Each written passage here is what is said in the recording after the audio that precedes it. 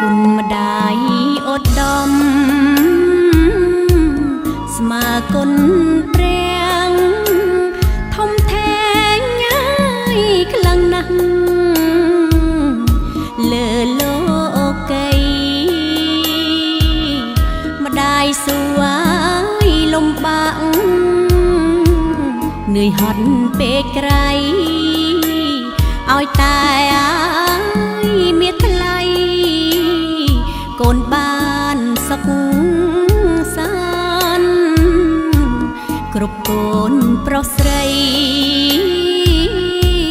គួរយល់ចិត្តម្ដាយ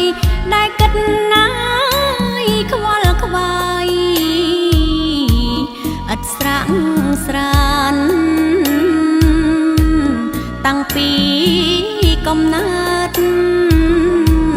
លុះ